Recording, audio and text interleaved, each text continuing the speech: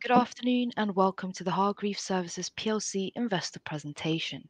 Throughout this recorded presentation, investors will be in listen-only mode. Questions are encouraged and they can be submitted at any time using the Q&A tab situated on the right-hand corner of your screen. Simply type in your questions and press send. The company may not be in a position to answer every question received during the meeting itself. However, the company can review all questions submitted today and publish responses where it is appropriate to do so. Before we begin, I would like to submit the following poll. And I would now like to hand you over to CEO Gordon Banham. Good afternoon to you. Good afternoon. Good afternoon, everybody, and thank you for taking the time to listen to our presentation. We'll try and pitch it. Some of you know us, I'm sure, very well. If you could bear with us because, potentially new shareholders want to understand the model. So let's just talk about the strategic overview of Hargreaves. What are you either bought into or buying into? So there are three pillars to the business we always talk about. First of all, you have the services business, driven by organic growth. We'll talk about that. Helps deliver the dividend. It's focusing on winning new contracts in our areas of competency. And again, I'll talk about that in some detail later. David Anderson, who is head of property, will talk about the renewable assets and the land assets and our journey towards not only realizing the 80 million down to 20 million, so taking 60 million out of the land balance sheet, but also the exciting journey that is taking us down in terms of realizing quite a lot of hidden potential in the renewables. Finally, we'll talk about our German business and how it's turned around and how we think the outlook is positive for the next 12 months.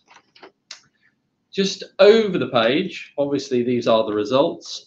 So the profit, as you can see, 16.9, lower than the previous year, as expected on the back of the challenging period that's taken place in Germany. Key thing for a lot of you, I'm sure, will be the fact that we've now rebased the dividend to this 36p. That will continue to grow now forward organically. So not as big a jump as you saw this year, but you have this new baseline of 36p. Remember, that's the services income added together with, we no longer have to contribute to the pension, and also this sustainable dividend coming from Germany. So we have this 36p. What we say to people is there's quite a lot of work to do in terms of getting the business profiled and delivering this cash realization. So we're paying people effectively 36p plus organic growth to hang around while we do the final part of the transformation. Cash, nearly 23 million of cash, so we're in a strong position. Stephen and his team very successfully bought out the pension, which has, again, helped to clarify the position in the group. So as you look at it, as I said, you've got services, over 65 framework contracts, more than we had this time 6 months ago, and we'll talk about what's happened. David will talk about the land disposals, and I will give you some clarity on what's happening in Germany. So hand over to Stephen Craigan, who'll just talk you through the financial review. Great, thanks, Gordon. So just the usual P&L slide to just run down what's happened in the last 12 months. Running down top to bottom on the right-hand side, revenue within services is up 1.6%, so steady growth in our services business. And as I've often said, revenue within land is not really that meaningful a metric because the land business is made up of joint venture arrangements and maybe the sale of some investment properties which don't affect revenue. So that's not a helpful metric really, and we'll talk about the PBT in a second. If we drop down below revenue to the underlying PBT within services, really pleasing to see that number growing from 9.1 to 11.4. Part of that is the revenue growth, but really what we're seeing is a margin improvement. We're now above 5% margin. A lot of that's coming from improved plant utilization on some of our earth moving contracts, and again, continued focus on contract selectivity. So low margin contracts is not where we're playing. Hargreaves Land has delivered a record year, £8.2 million PBT coming from land. David will talk through some of the key factors behind that, but chief amongst them is the sale of our ground rent interest at the EFW at Westfield, which was a big transaction he completed earlier this year. The one negative, I would say, in the P&L this year, although I think we flagged it reasonably clearly, is the reduction in profitability from HRMS, coming down from 15.5 million to 1.3. I'll talk about the details in a couple of slides' time, but needless to say, that is a bit of a downside compared to good performance in services and land. Overall, giving you a PBT of 16.9 million. Small amount of amortization, and the tax rate coming back to a more normalised rate this year, 4.5 million, to give an overall PAT of 12.2 million. Other things to pick out on this slide, really, the growth in the dividend, which Gordon's already highlighted, and then particularly important is the continued improvement in the EBITDA, which continues to show the sustainability, I guess, and the cash generative nature of the business and the increased profits coming through from services.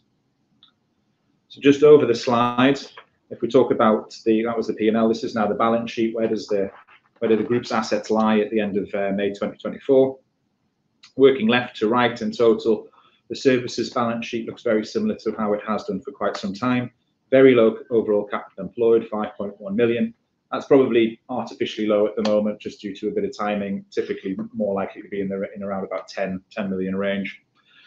Why is it so low? Well, all of our fixed assets that we put to work, we HP or finance or op lease them. So we are using non-equity to fund those assets.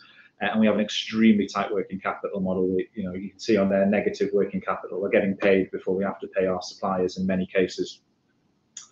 Moving across to land. So land capital employed has increased from 73 million to 79.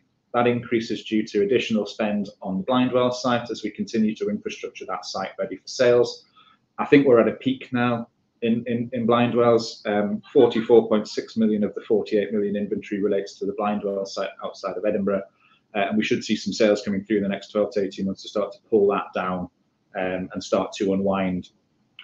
Looking at the top of the land list, 16 million of tangible fixed assets, of which 7.4 relate to our renewable energy land assets. These assets have been independently valued again by Jones Lang LaSalle and valued at 27 to 29 million. So we've got a clear visibility of 20 million of upside on those renewable energy land assets. Point to remember, all of these assets are held at historic cost. There's no marking to market, and so we're not affected should property prices take a dive. We won't see an unwind of value in our balance sheet. This is the pure cost to get them to this state. In terms of HRMS, 70 million invested in HRMS, and very pleasingly, a decrease of nearly 6 million from the previous year. So for many years, if you followed the story, you might have seen that our exposure to HRMS, which is our German joint venture, increasing over time. We're now starting to see that come back as they start to repatriate cash back to us. We received a dividend of just under 8 million, which has helped to pull down the investment in the JCE, which, as a reminder, is just their historic profits that they've built up over time and have not yet distributed back to us as a dividend because they've reinvested it in the balance sheet. In a couple of slides' time, I'll talk through what that balance sheet looks like. And then included within unallocated, we've got net cash, gross cash even, of 22.7 million, remaining free of any bank debts. We've got 11.3 million of deferred tax asset. What is that? It's historic tax losses that we can use to offset future profits. I expect that to certainly cover the next 5 to 6 years worth of profits comfortably. And we have a remaining 1.3 million in relation to the pension scheme. So as Gordon mentioned, one thing we said 12 months ago, we were aiming to buy out the pension scheme. Well, I can say we've bought in the pension scheme now. So what does that mean? We paid 3.7 million to buy effectively an insurance policy, which matches the liability. It'll take 2 years probably for the insurer to work through all of their details, all of the data, and effectively then buy it out. Once the buyout is complete, that's when it removes from the balance sheet completely. That 1.3 million asset is effectively cash that the trustees and the pension scheme will use to fund costs as they go forward. So there's no more cash to come out of Hargreaves to fund the pension scheme. One thing I think is helpful to just highlight to people is potential value drivers behind Hargreaves. Typically, Hargreaves might not have been the most straightforward business to consider for valuation. So just trying to lay out some things that we think about when we're considering how we value the business. So services business is a 65 plus term and framework contracts delivering over 200 million of revenue, consistently growing profits. So it's a multiple on earnings, whether it's EBIT, EBITDA, through cash flow, or whatever your preferred metric is. So we've just put a few up there. It's EBITDA 26.1 million. Apply your multiple and you get to a number. We saw on the previous slide, the HP debt is similar to the cash position, so it shouldn't affect too much in terms of net debt. Land, all held at historic book cost. We talked 6 months ago certainly about reducing the capital employed within land from 80, which we saw on the previous slide, down to 20, fundamentally through the phased sale of the Blindwell site, amongst other assets that are slightly higher in capital. So that will realise at £60 million of cash. We also have the 20 million upside from the renewable assets, which I mentioned just before. And so we expect to see at least £80 million coming out of the land balance sheet. That doesn't include any upside from profits made on the way, and neither does it include any future profits from other lower capital schemes. And what we'll be left with in land is a 20 million roughly capital employed, generating £3 to £4 million PBT per annum. And finally, on HRMS, probably the most difficult aspect to value independently. So what we look at is effectively book value, £70 million on the balance sheet. No reason to believe that value isn't recoverable. It's all asset backed. And in the meantime, while we're looking to recover that value, we have got an agreement to receive 7 million minimum dividend from HRMS, which is helping to fund the onward dividend to shareholders at 36 pence. We received that value last year in FY24, and that helped fund the first dividend. And we've already received the equivalent value in FY25, which means that we've got the cash in ready to pay this year's dividend, and no reason to believe that's not sustainable. And if we just quickly look at the cash flow, hopefully this will be the quickest slide of the presentation. Reasonably straightforward this year. We started the year with just under £22 million of cash, PBT of 16.7. Don't forget, we talked at the start about 16.9. The difference is amortization, which is not underlying. We then strip out the share of profit from JCE and add back depreciation and net capex to effectively get to that EBITDA figure of 26 million we saw before.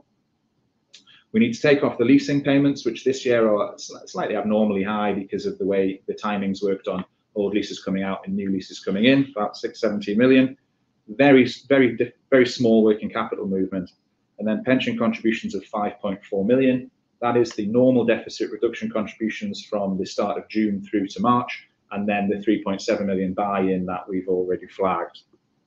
We received just under 8 million from HRMS and paid out a dividend of just under 12 to leave us at 22.7 at the year end. And then finally, just on the finances, a slide I've been through a couple of times, really just to sort of highlight what's going on in the HRMS business, try and help you get an understanding of what's going on there. So top left is a simple P&L. The green lines are the revenue for the two main elements, the HRMS trading business and the DK recycling business, both of which have seen a significant reduction in revenue, partly due to volumes, but also due to a reduction in commodity prices, particularly pig iron and zinc. And then the purple bit is the PBT. So if I take PBT in turn, PBT for HRMS was 10 million for the last year, compared to 24.5 in the previous year. Now, the previous year had significant super profits in the first half, as we started to see them come down from May 22, which was an exceptional year. This year's seen volumes right down, and during a recession in Germany, which, 10 million return is still a very good number. And it's that £10 million PBT that is funding the 7 million return to shareholders, well, to ourselves and then on to shareholders. So that sustainability of the 7 million is secure through the HRMS trading business. And yes, margins are down, but 4.5% margin on this business is still very good. So we're very pleased to see the result that they delivered, and hopefully we'll see a bit of an uptick in the coming year. DK made a loss this year of 7.4 million compared to profits in the previous year. So people who followed us in January will have heard us talking about the impact of Russian sanctions, which have impacted on the PBT of DK. That is predominantly that the EU did not, following the invasion of Ukraine, following the invasion of Ukraine, the EU put a sanction on all energy products coming out of Russia. So that Russia could no longer import or export coke into the EU. That kept coke prices high. Coke is one of the key inputs into DK in order for them to produce pig iron and zinc. Pig iron was not an embargoed product out of Russia, and therefore those prices came down because Russia were able to dump pig iron in, and that really squeezed the margins within DK, and that's what led them to make a loss in the full year. However, pleasingly, what we said 6 months ago, when DK was posting a half-year loss of 9.9 million, we said, well, we expect it to come back to profit as zinc prices hopefully move back. We negotiate improved gate fees for the steel waste dusts, and we secure better coke prices. And that's been proved right. We've been able to do 2.5 million of profit in the second half, and that gives us confidence going into the new year. Gordon will talk in more detail about specifically what we've done to achieve that. The balance sheet on the right-hand side just sets out what's gone on in the year in terms of their allocation of cash. You will notice that inventories are down from 136 million to 86, and that cash has been used to pay off local debts in HRMS, with the PBT they've made in the year funding the dividend they paid to us. And bottom left, just finally, one thing that we often get asked is around, there might be upside in certain areas of the balance sheet, but what about the risks? Well, one of the risks is obviously the recoverability of the balances in Germany and how exposed are we over there. Well, this time last year, we had £84 million worth of exposure, being our share of their undistributed dividends, loans we paid to them, but also there was an off-balance sheet €10 million guarantee, which was used to secure their local funding. So in addition to receiving a significant dividend from Germany this year, we've also been able to renegotiate their facilities and remove that off-balance sheet €10 million guarantee. And so the remaining exposure to HRMS is just the balance sheet value of 70.2 million. So good progress on removing that, reducing that exposure. Gordon, over to you on services. So services, so remember the services group, one of the issues here is we worked at a lot of the coal power stations around the UK. The last of those, Radcliffe, closes in September, October. So the loss of contracts due to our old coal business coming to an end is no longer a feature of these services business. So you're going to benefit from seeing the growth from the long-term business. You know, what is the long-term business? Well, it's a number of blue chip customers, as you can see here. Those are the type of customers we want. So we're looking to make sure our credit exposure is protected. And then when we contract, it's very important we don't chase volume. It has to be some contract selectivity to make sure that we go for upper quartile margin. So where we add value, typically margins of plus 5%, but also there needs to be some inflation protection. Now, a lot of people said, is that true? Well, if you remember when inflation spiked at 10% or whatever it was, Hargreaves still delivered the profits that they said they were going to do. And that to me shows that the type of contract we have are resilient to deal with inflation. Just for those of you who have not been shareholders in Hargreaves previously, this is what we do in the services sector. So bulk material handling, land remediation, waste, transport, specialist engineering. We have some small quarrying operations. The sectors we're exposed to are energy, environmental, infrastructure, and industrial, so clearly not exposed to the retail markets. So that's where we focus. That's our core competencies deployed in those sectors. Like I said, many of you know that. One of the challenges, so we talk about having over 65 contracts, and please don't forget that. In fact, we mentioned here about contract successes. I think all three of these demonstrate the type of contract Hargreaves likes to enter into. So we've secured a 3-year contract with Stirling Council. Fits the core competency of logistics and transport of bulk waste.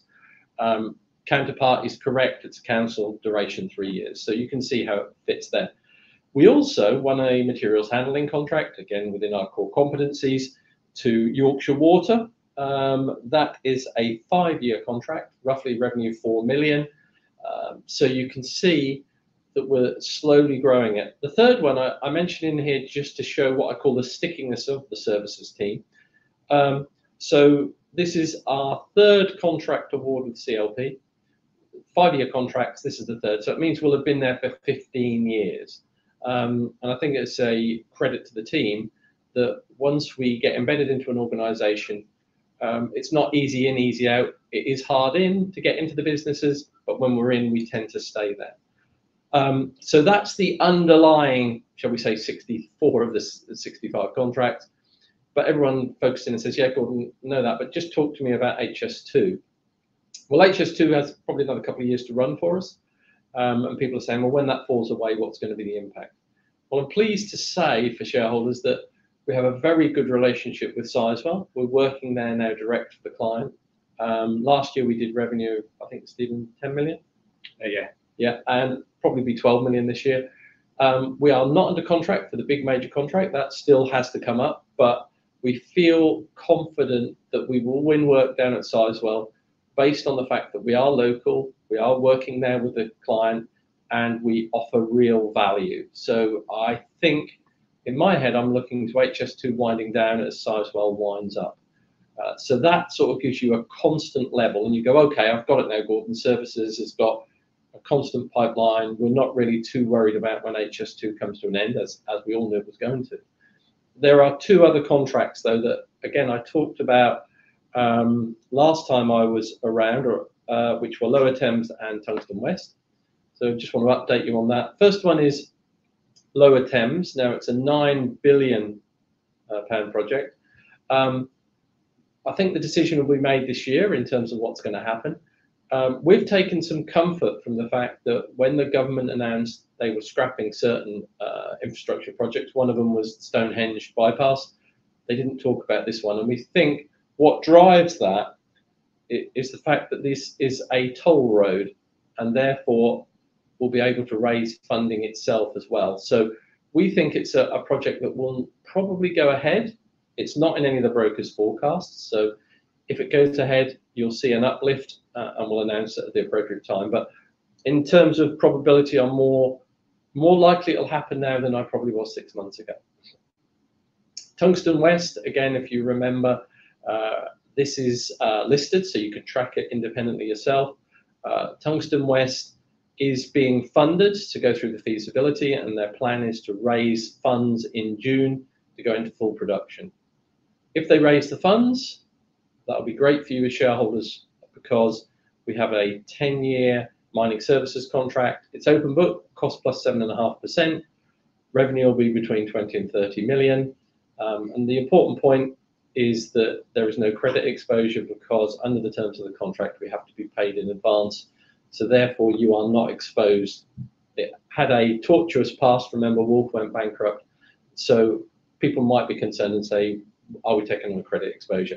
I think this discipline in terms of making sure we're not exposed to a credit risk is important. It was the only way that we would enter into a contract if there was no credit exposure with Tungsten West. So I think that sets a very strong position for services.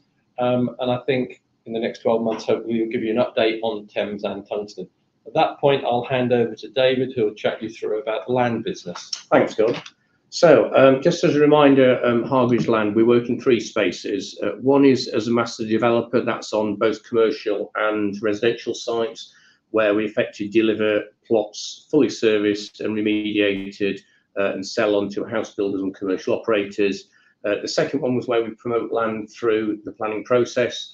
Secure planning, typically a lot of that land is not owned by us, but we hold it under planning agreement, and then we sell it straight through to house builders and others and take a margin plus recovery of costs. And then finally, we've got the renewables piece, which is really on the historic mining land, where we enable renewables developers to undertake developments of wind farms and battery storage and solar. We don't get involved in the development of these. We simply grant a long lease on these and take a rental income, which creates an annuity stream going forward. In terms of market conditions for last year, the first half of last year, obviously residential and commercial markets were very subdued. There were only a limited number of house builders in the market at the time, and very few commercial operators were generally active. When we got into H2 of last year, the number of house builders re-entered the market did increase, and we did see a uptick rather, in the commercial operators looking to become active again in the market, but values have remained below peaks as seen in FY22. In terms of our largest schemes, turning over the slide, these are the multi-phase schemes. So at Unity, we're making good progress there. So that, just to remind you, that's 650 acres. It's got planning set for 3,000 homes and 2.4 million square feet of commercial space. We've already sold 79 acres for a large distribution hub to TJ Morris. We did a forward sold design build for 191,000 square logistics unit for a fund. And more recently, we've contracted to sell 2 plots for a total of £1.2 million to a couple of drive-through restaurant operators. We're expecting planning for those to come through in September this year. At Blindwells, which is our flagship residential scheme, just about half an hour from Edinburgh, we've now got 260 homes occupied, a further 340 odd plots under contract, and then a further 350 plots, which is subject to additional heads of terms agreements and with solicitors. And then we're currently progressing further allocation of additional 1,500 homes through the local plan process. Turning over the page, on the renewables portfolio, this has made good progress in the year. And the best sort of indication of that is really that the rental income in the year has trebled from around about £250,000 to about £800,000 per year as leases have been taken up. And what we've seen here is that we've got the first tranche of renewables, which is 6 of the 11 schemes shown in the green on the slide, which is going to market imminently. The 11 schemes that we've had valued, these are ones where we've got leases either in place or imminently about to be in place, and we have very clear visibility on the income and therefore it can be valued. These have been independently valued by Jones Lang LaSalle between 27 and 29 million, which was a similar valuation to the one they did last year. The book cost of those is 7.4 million, so obviously it gives you a significant lift on the book cost. And then in addition to that, we've got 3 further assets which are contracted. They're in the pre-planning stage, so they have grid connections, but they're going through the planning process. That's 1 access agreement, 1 wind farm, and 1 battery storage. So we don't have precise timings on when they'll come forward, but we anticipate they'll have some clarity on them over the next couple of years. And then beyond that, we've got a further 7 schemes that are now subject to heads of terms and in legals, which are a mix of solar, battery storage, and wind, which again gives us visibility of further schemes, which runs through to around about 2030. And as all of these become very clear in terms of the level of income they'll generate, then we'll get these valued by Jones Lang to give you an idea of the likely values. The first tranche, as said, has been taken, is about to be taken to the market. It'll have a lot size of in excess of £10 million, and we're expecting that to have a favourable response to the market when they see it. In terms of the outlook, we're finding in the residential markets, whilst house builder confidence is relatively fragile, all major house builders are now back in the market, and we're seeing average sales rates improving, albeit consumer confidence has been relatively weak, but is improving. Values are definitely below their peaks by about 10%, but we're still seeing volumes moving forward, so we don't have difficulty selling the sites. On the commercial market, the speculative funding market hasn't returned, but where we're seeing the activities in the commercial owner-occupier market, where we're getting good traction on a number of projects. And then finally, in the renewables markets, we've got this long pipeline of opportunities, which are proving to be quite interesting to investors who are looking to green their portfolios, and we expect to see some progress on that in the year. And then finally, in terms of the land development pipeline, new projects we're generally holding under promotion agreements or development agreements rather than owning the land out. That's a much more efficient capital allocation from our point of view. And we've got a significant number, circa 3,000 plots in the pre-planning stage, covering over 290 acres. And that's got a gross development value of 120 odd million. And there we see those coming forward over the next 5 to 10 years as planning works its way through the process. And with that, I'll hand over to Gordon. Thank you very much, David. So just tracking you through on our joint venture in Germany, HRMS. So remember that business has 2 parts effectively. It has a trading business and it has DK Recycling as the asset there. Both businesses are ring fenced from each other, but they do trade together. So the trading business supplies the coke and trades out some of the pig iron. Just next slide. What we explain to everyone, and the team over there have a very strong discipline in terms of they do not look to take risk. And over time, there's a great team out there, but they have never made a loss, but it's been quite volatile, the earnings. Sometimes it's been up to 10, sometimes it was down as low as 3. And that was because the lead trader there has a very strong discipline, as in, if I don't see visibility in the market, I'm not taking a risk. So that was great because they never made a loss, but it also means volatility of earnings, which was not really rated in the market. We then said that when we purchased DK, that gave the team the opportunity to trade around the asset supply, take product off and sell. And we said that would rebase the profit for trading from minimum 3 up to a minimum 10. On what has been a very bad year in Germany, as everyone's aware of, due to recessionary pressures, you can see that that's what's happened. So it's dropped down to 10. That's driven the dividend, and that's why we put this minimum dividend from Germany, which our partners in there are well aligned with, Now, if in the future we get back up to something like 25, there's no need for the capital to be there, and management and us are aligned in terms of we would just repatriate that as a surplus additional. But you can see that this base 7 million is underpinned by the trading business. Just to take you to the next slide, just for those of you who do not know the group, this is what DK does. It takes waste dusts in Europe from most of the major steel plants. We are unique, so we deal with dusts that are effectively maximum 10% zinc content. So normally a steel plant will either supply to us or put to landfill. There isn't really another alternative. We then mix it with coke, coal, iron ore, stick it in the blast furnace, and out you comes pig iron and zinc. And we also generate power, which means we're actually an exporter, so we're protected from spikes in the energy market. And then we sell on to a number of high-profile foundry customers. So that was all great. Just take you over the page. So I think, you know, when we talked about this before, what happened last year was really simple, two dynamics. And you can imagine that in producing pig iron, nearly everyone in Europe except Brazil, produces pig iron from coke. So when coke prices go up, guess what? Pig iron prices go up. So it's a fairly symbiotic relationship. So therefore, DK would normally be protected. What happened was there was an embargo on Russian imports of energy products, in this case, coke. Therefore, there was a shortage of coke. Coke price flew up. But the problem for European producers was that there wasn't an embargo on Russian pig iron into Europe. And therefore, there was about over 1 million tons of pig iron dumped for foreign exchange into Europe at very low cost. That drove prices down. Fortunately, the EU saw the error of its ways and has brought in an embargo, which is ratcheted in, to be fair. So it's not as we'd have liked all in one go.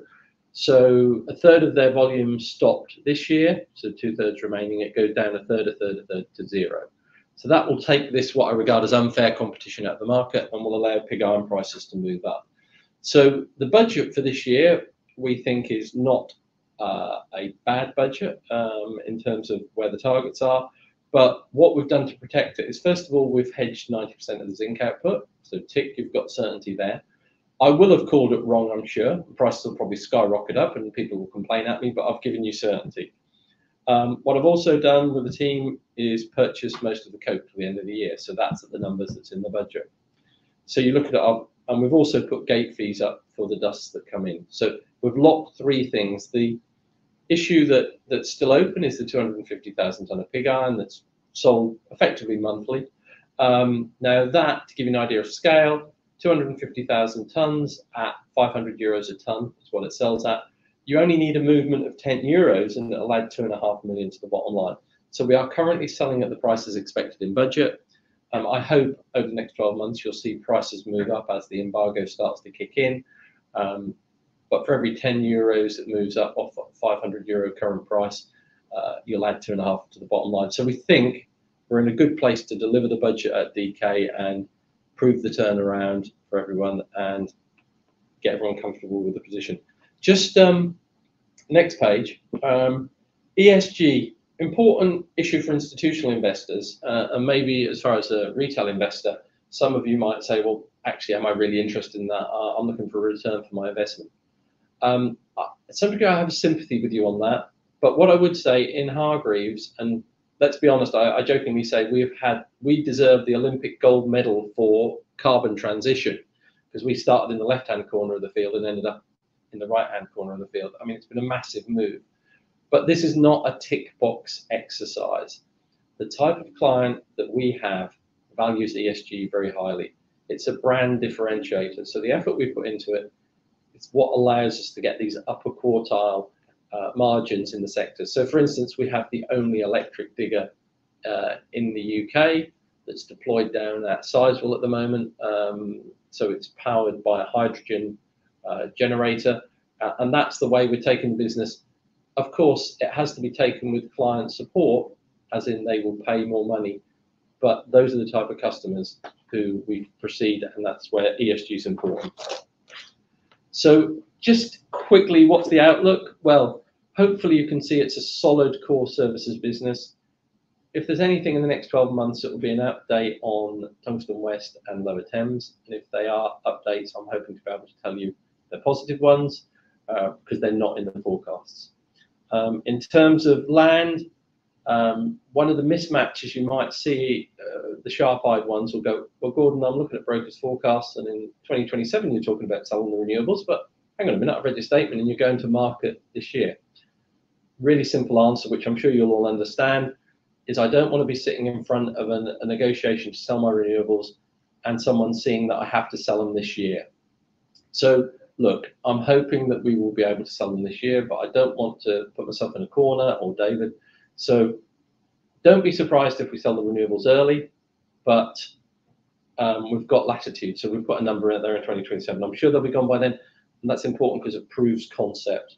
And David is going down this journey of releasing the 60 million of cash that's tied up in the property business, still leaving us with a property business, just the low capital model. Germany, it's all about proving the DK model. And again, to reassure you, I spend 50% of my time in Germany now, working closely with the team there to underpin the changes that are needed to underpin the DK business. The trading's fine. The trading team there are great. They don't need my help, but I am working with them on DK.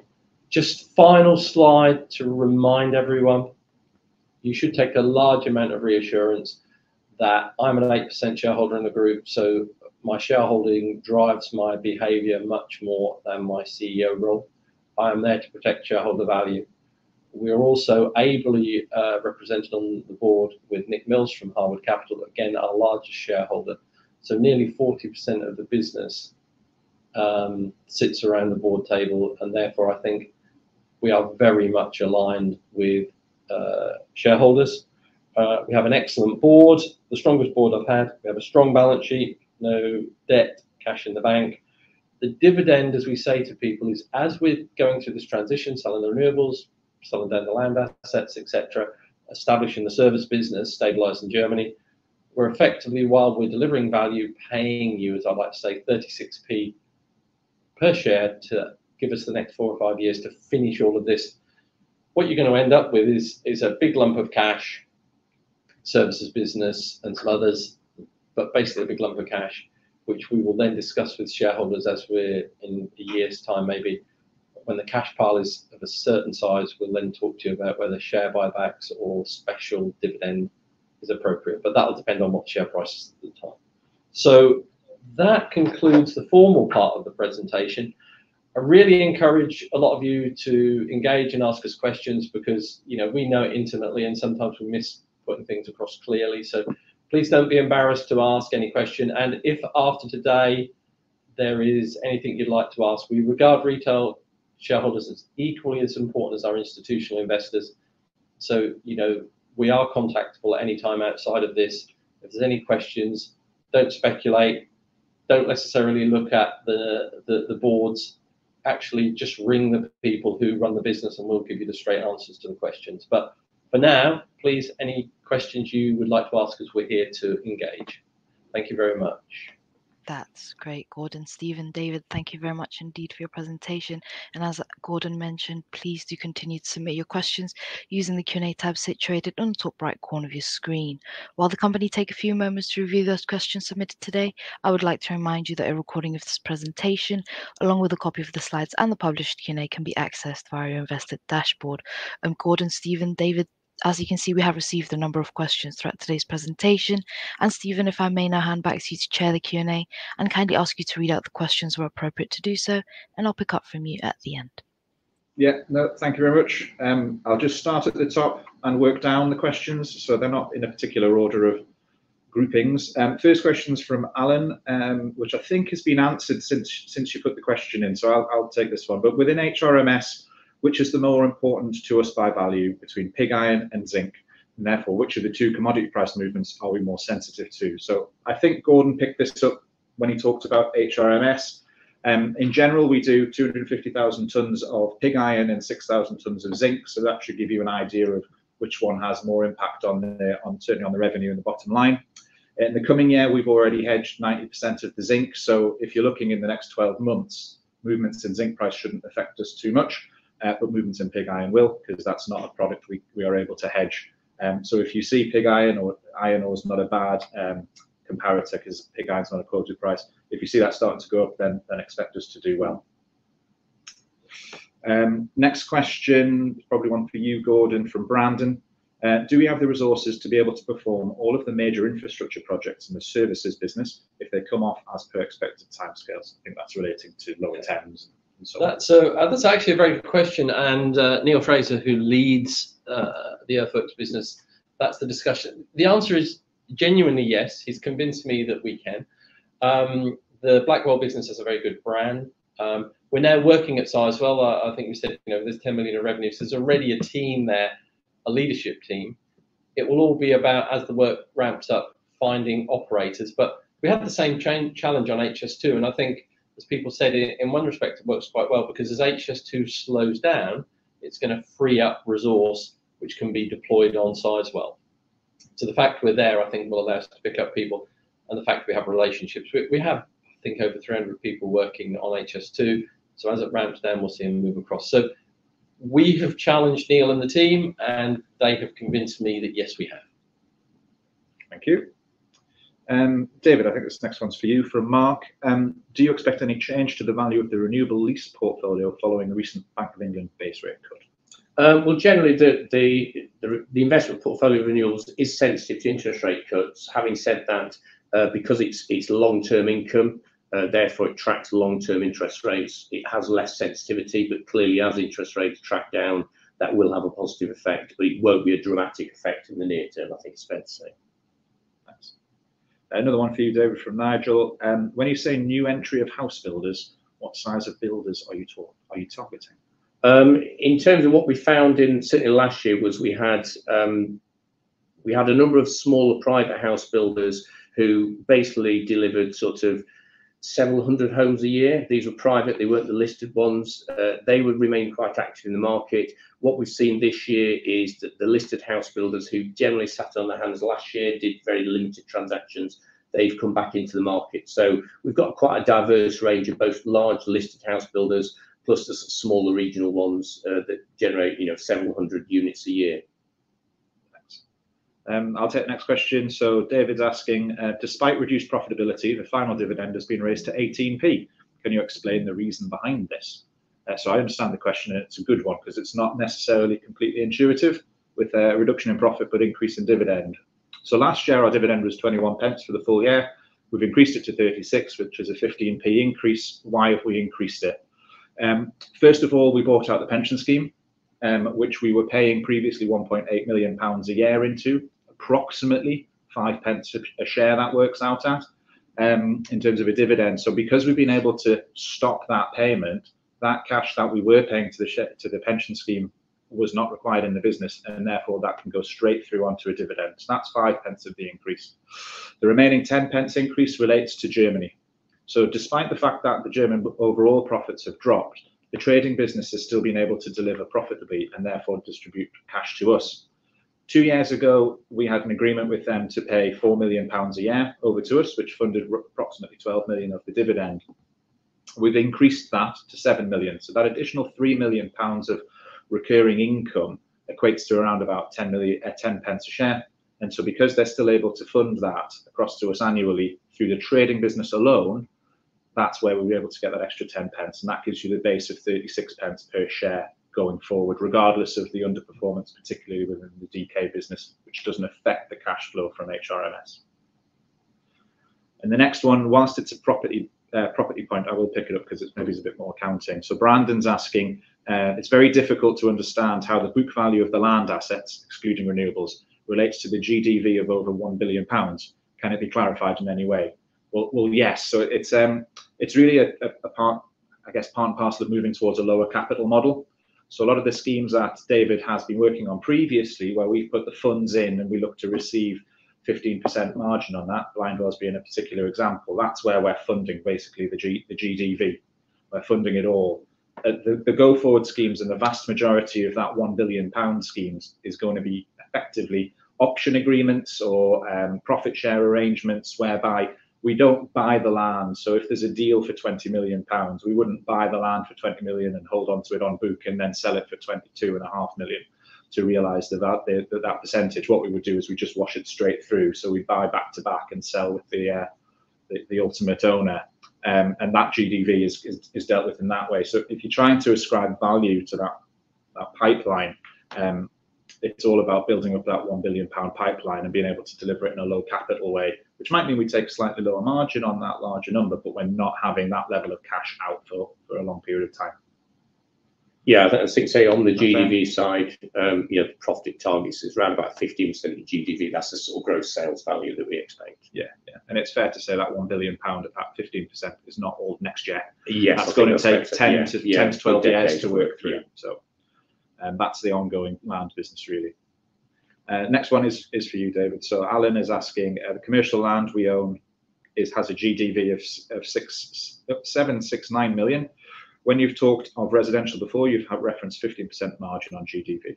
Can that also be applied to commercial? Yeah, that's a fair estimate, really, of the same thing. We expect about 15% margin on GDV of the commercial land as well as the residential. Yeah, I would point out the question says we own it. We don't own it. We have options over the land at present, which is why it's not on the balance sheet linked to the previous question. Gordon, I think this one's hang on, I think I might have missed another land question. Sorry, Vaughan. Vaughan is asking, Hargreaves land residential plot sales, are there any differences between the Scottish markets and the English markets at present? Fundamentally, no. We haven't really seen any particular difference in terms of the appetite of house builders or the activity of house builders. So I think the answer is no. Slightly different legal systems, slightly different planning systems, but fundamentally there is no difference. Great. Question from Brandon for Gordon, I think. One of the realisation of value elements will be the sale of HRMS. How easy will this be given the restricted voting rights of Hargreaves shareholders? Any decision on Germany will be done in collaboration with the management team. We have a very strong relationship. We have worked closely with them for over 20 years. We're actually very good friends. So I think the final decision on Germany will be collaborative. The management team and I have worked together and we're aligned. So, they are 14% shareholders effectively in value. So whatever we do will be done together as a team. Great. Paul's asked, what is the total size of the land bank? I think the answer to that is 1.1 billion, being the GDV pipeline, David. Yeah, in terms of the acreage, we hold about 6,000 acres in terms of actually owned land. But say we hold a lot more under control by way of option agreements, development agreements. Great. And last question at the moment from John. This is one for you, David. How does your proposed land business model compare with Gleeson and Hallam Land models? Gleeson Land, similar where they promote, that's the non-house building side, that's the land promotion side. That's the direction we're moving, where they hold all their land under options, promotion agreements, and it is the Hallam land management model, where again they hold the vast majority, not all, but the vast majority of the land under promotion agreement. So that's when we talk about these land with GDV figures, most of that is held in that similar form. Great. That's any other questions? perfect. That's great, David, Gordon, Stephen. I believe you have addressed all those questions for investors today. So thank you for that. And of course, the company can review all questions submitted today, and we'll publish those responses on the Investor Meet Company platform. But before redirecting investors to provide you with their feedback, which is particularly important to the company, Gordon, could I please ask you for a few closing comments? Yes. Well, look, thank you very much for taking the time to attend. My key message to you, as always, is we found this forum very useful. I think we did have a gap in our communications. We regard the retail shareholders as important, so please use this platform or contact us directly, and we're here to make sure you're educated. Whatever you decide to do with Hargreaves shares, we want to make sure that you make that decision based on the facts as opposed to speculation, and we're here to help you make that decision, whichever way you decide to go. So thank you for your time. That's it. Thank you. Fantastic. Gordon, Stephen, David, thank you once again for updating investors today. Could I please ask investors not to close this session, as you will now be automatically redirected to provide your feedback in order that the board can better understand your views and expectations. This will only take a few moments to complete, and I'm sure will be greatly valued by the company. On behalf of the management team of Hargreaves Services PLC, we'd like to thank you for attending today's presentation, and good afternoon to you all.